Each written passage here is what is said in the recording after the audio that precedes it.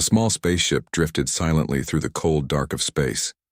It had been watching for days, scanning the blue and green planet below. The Galactic Empire had sent it as a scout, just to gather data. Earth was far from their core worlds, isolated and unnoticed by most civilizations. But now it was on their radar. On board the ship, an artificial intelligence processed terabytes of information: weather patterns, population density, energy use, military presence. The AI labeled the species primitive, noting that their technology was barely advanced enough to reach their own moon. There were no signs of interstellar travel or planetary defense systems. The report was clear. This world would be easy to take from orbit. The scout ship sent a single encrypted message back to the Empire's command center. It read simply, "Target acquired. Assimilation protocol approved." Back on Earth, life went on as usual. People woke up, went to work, watched the news, and scrolled through their phones. Only one person noticed something strange. Lucas Bennett was not a scientist or a soldier. He was a high school physics teacher with a telescope in his backyard and a habit of checking deep space imaging sites late at night. He spotted a faint object moving near Mars, something that didn't match any known satellites or asteroids. He posted his findings on an amateur astronomy forum, tagging it with a simple note: "Possible unknown object near Mars orbit, this yo." Post didn't get many views, but one person saw it and took it seriously. Dr. Maria Ellis worked at JPL and had known Lucas since college. When she saw his message, she ran some quick checks. What she found made her uneasy: an object with no transponder signal, moving with unnatural precision. She called Dan Porter, an old friend who now served in the Air Force. "Dan, we might have something up here," she said. Dan listened carefully, then promised to look into it. But he knew how slow things could get in official channels. Still, if Maria was worried, it was worth checking. Meanwhile, the scout ship powered down its engines and waited in silence above the Pacific Ocean. It had completed its mission. The next ships would arrive soon. Earth had no idea what was coming. But one alert, just one, had already gone out. And sometimes, that was all it took. The next morning, Dan Porter sat in his office at the Air Force Base near Colorado Springs. He had spent the night running checks on what Maria Ellis had told him. The data didn't lie. Something was out there. He forwarded the files to a few trusted contacts inside Defense Intelligence. Within hours, the reports came back with red flags: unknown object, no registered origin, movement inconsistent with any known satellite or space debris. Dan knew this wasn't just a mistake. It was real. But when he tried to raise the alarm, he hit a wall. His commanding officer, Colonel Hale, waved it off. "We've got bigger problems than some astronomers citing," he said. "Until we have more proof, this stays quiet." Dan argued, but it was useless. Higher-ups were busy with political meetings and budget reviews.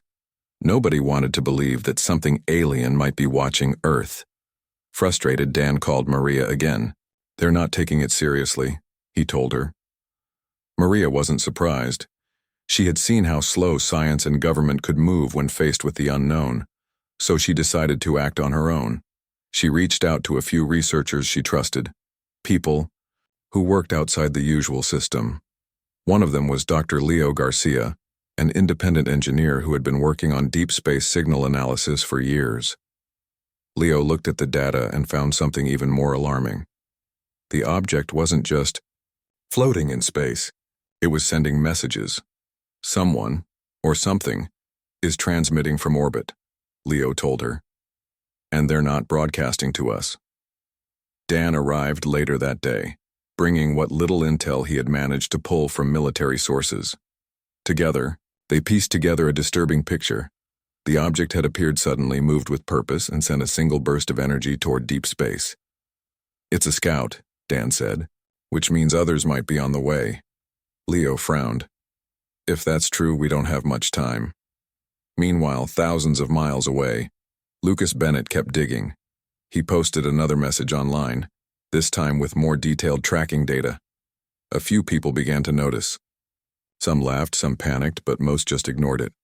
Then, late that night, Lucas received an anonymous email. It contained only one line. Stop sharing this information. He stared at the screen, heart pounding. Someone out there knew what he had seen, and they didn't want the world to find out. The alien ship descended without warning. It came down over New York City, cutting through the clouds like a shadow made of metal and light. No engines roared, no sirens sounded, just silence, broken only by the gasps of millions watching from streets, rooftops, and windows. A message followed. It was broadcast across every channel, every screen, every phone that could pick up a signal. The voice was calm, almost soothing. "People of Earth," it said, "we come in peace. We are the Galactic Empire. We offer you unity, protection, and progress." Governments scrambled. Leaders met in emergency sessions. People around the world watched live as diplomats prepared for what they thought would be history's first peaceful contact with an alien race. Dan Porter saw it all unfold from a secure room at the base. He knew better. This wasn't peace, it was something else. Maria Ellis watched too, her fingers tight around her coffee cup. "They're hiding something," she muttered. Leo Garcia sat beside her, eyes locked on the screen. Maybe. But if they wanted to attack, why announce themselves like this? Dan didn't answer. He was already on the phone with contacts inside the Pentagon trying to get any intel on the ship's capabilities. What he heard chilled him. Satellites were going dark. Communications systems flickered. Power grids in Europe and Asia showed unexplained surges. Something was happening. Then the message changed. The same voice, still calm, now spoke different words. "Earth is now under imperial observation. Resistance will not be tolerated. Compliance is required." Dan shot to his feet. "That's not diplomacy, that's a takeover." Before anyone could react, explosions lit up the sky, not from weapons but from space. Orbital platforms dropped, into position above major cities, glowing faintly as they deployed unseen weapons. Missiles launched from underground silos in Russia, China, and the US, aimed at the alien craft, but none hit their targets. The ship simply vanished from radar. Dan slammed his fist on the table. "They're cloaking." In Washington, panic gripped the White House. The president tried to address the nation, but the broadcast cut out mid-sentence. Around the world, screens went black. The internet slowed, phones lost signal. Military command centers reported system failures. Maria stared at her laptop, heart pounding. "They're shutting us down." Leo ran a scan on the alien signal. "This isn't just jamming," he said. "They're rewriting parts of our network." Dan grabbed his coat. "We need to move. Now." Outside, the sky was filled with strange lights. People screamed. Some fell to their knees. Others stared upward, frozen in disbelief. The Empire had arrived, and humanity was waking up to war. Dan stood in the ruins of a military outpost near the Australian coast, staring at the alien dropship they had just captured. It was smaller than the massive carriers above, but fast and deadly.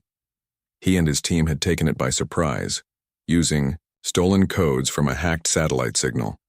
Now they were going inside. Maria and Leo followed closely behind as Dan led the way through the ship's dark corridors.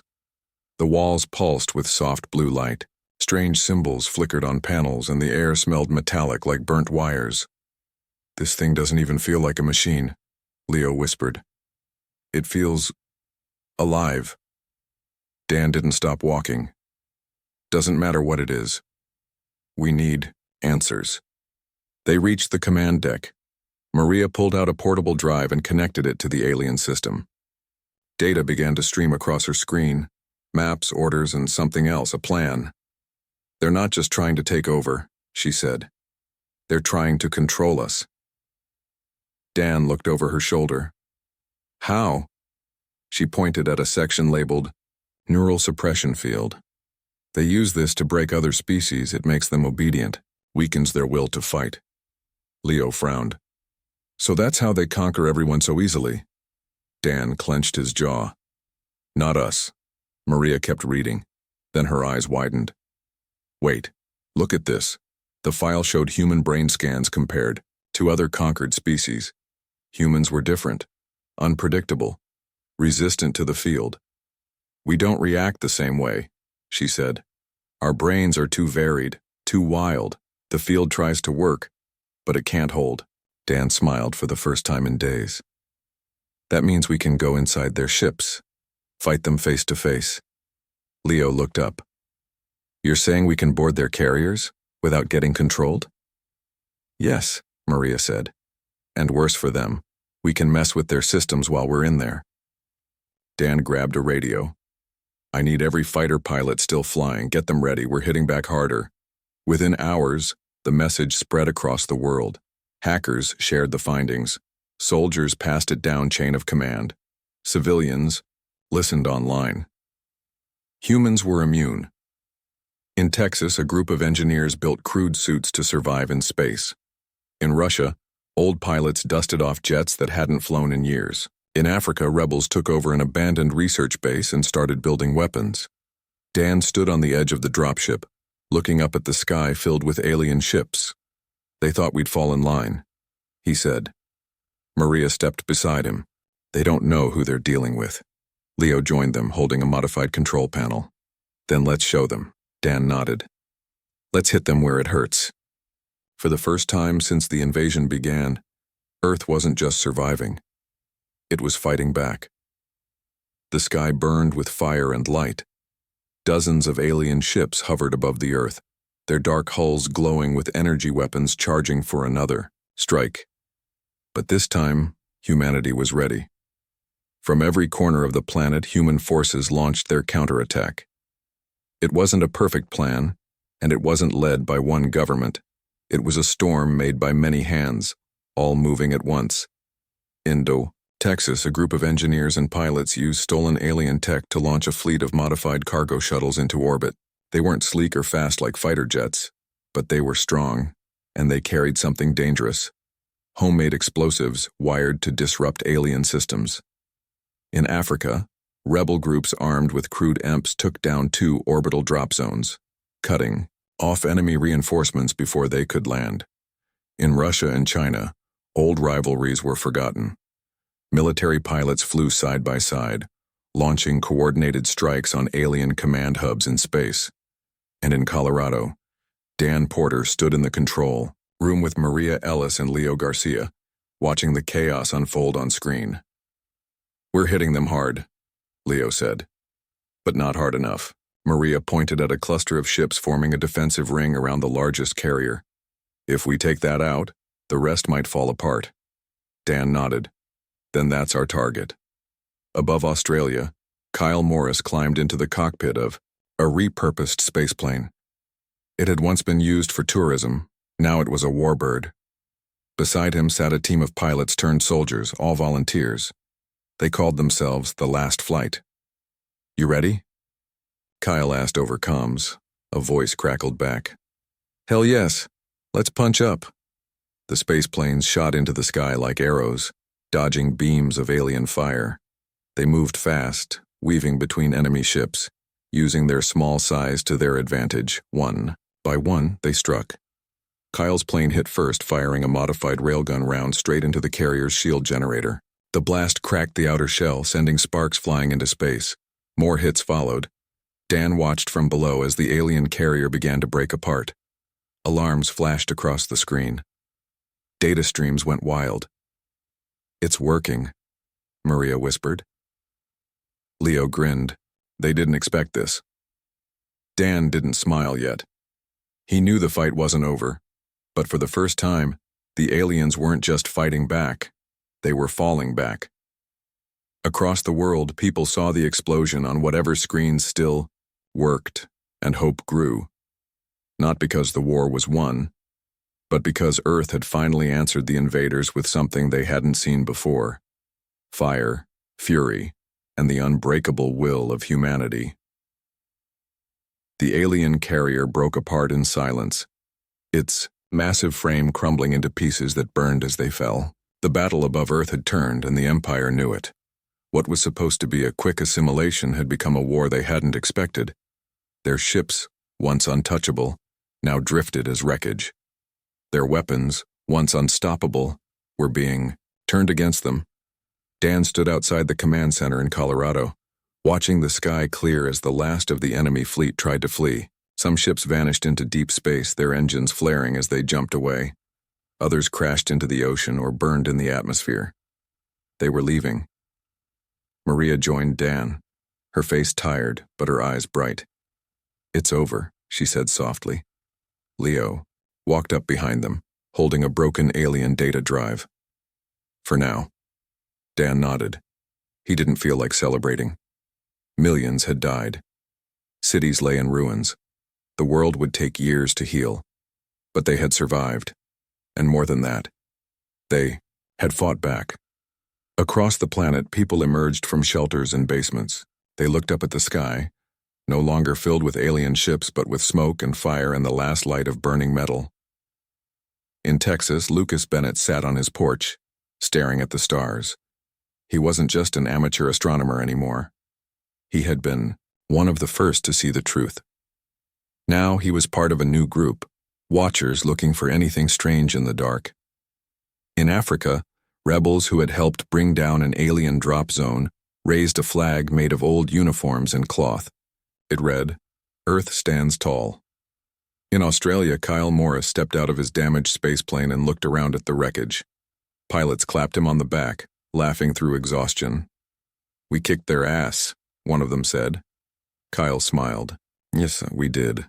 Back in Colorado, Dan received a message from what remained of Global Command. It was simple. "Thank you." He didn't reply. Instead, he turned to Maria. "This isn't the end. Someone else is out there." She met his gaze. "Then we'll be ready." Weeks passed. Governments rebuilt. Survivors shared stories. Heroes were named, not just soldiers, but teachers, drivers, farmers, hackers, and kids who built bombs in garages.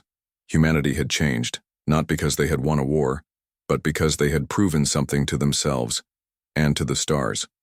They were not weak. They were not easy prey.